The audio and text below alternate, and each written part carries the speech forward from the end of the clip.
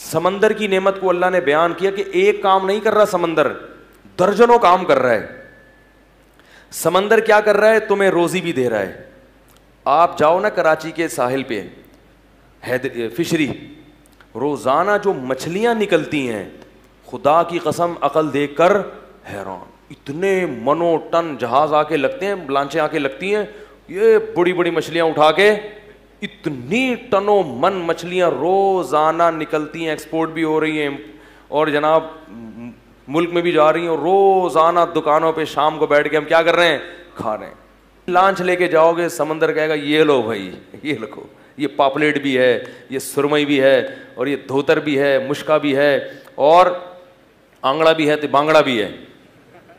بنگالی زبان میں پتہ نہیں مچھلی بانگڑا مچھی.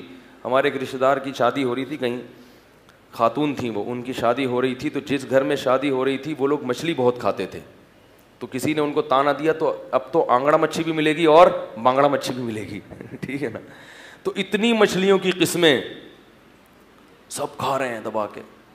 پھر وہی سمندر, بارش بھی وہی سمندر تجارت کا بھی بہت بڑا ذریعہ ہے. اگر سمندر نہ ہوتا, جتنی سستی چیزیں آپ کو مل رہی ہیں یہ نہ ملتی, کیونکہ اتنا مال ایک ملک سے دوسرے ملک خشکی پہ لاد کے لے جانا آسان کام نہیں ہے. ایندھن بہت لگتا ہے, اس کے لیے ڈیزل چاہیے, پیٹرول چاہیے, بجلی چاہیے.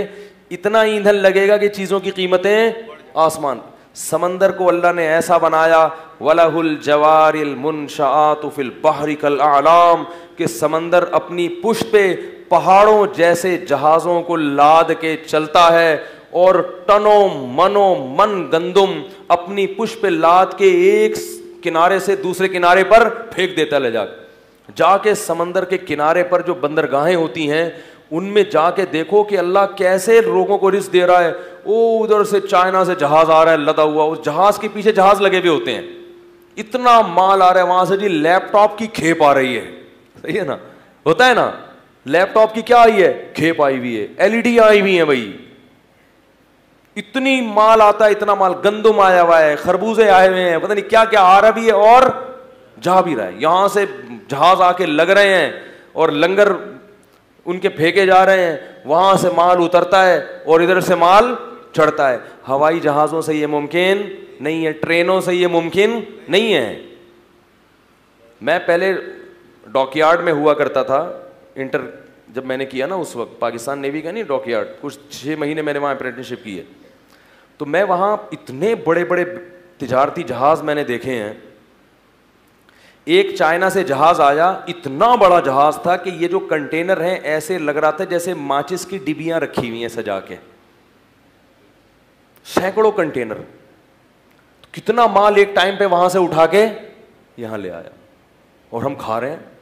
ہوائی جہاز اگر یہ لے کر آتا, ایک کنٹینر ہوائی جہاز نہیں اٹھا, اور اٹھا کے لاتا بھی نا, اتنا ایندھن خرچ ہو جاتا کہ یہ چیزیں کیا ہو جاتی, 20 گنا مہنگی ہو جاتی. تو اللہ نے فرمایا وَلَهُ الْجَوَارِ الْمُنشَآتُ فِي الْبَحْرِ كَالْأَعْلَامِ, یہ جو اونچے اونچے پہاڑوں جیسے جہاز ہیں یہ بھی اسی خدا کی قدرت ہے کہ اس نے سمندر کے سینے کو تمہارے لیے مسخر کر دیا. وَتَرَى الْفُلْكَ مَوَاخِرَ فِيهِ, اور تم ان کشتیوں کو, جہازوں کو دیکھتے ہو کہ سمندر کا سینہ پھاڑتے ہوئے چل رہے ہوتے ہیں. یہ اس نعمت, جہاز جب چلتا ہے نا کیسے لہروں کو پھاڑتا ہوا جاتا ہے. اللہ کہتے ہیں یہ جو لہریں پھٹ رہی ہیں اور سمندر تمہیں ڈبو نہیں رہا, اس سمندر کو تمہاری خدمت میں کس نے لگایا ہے؟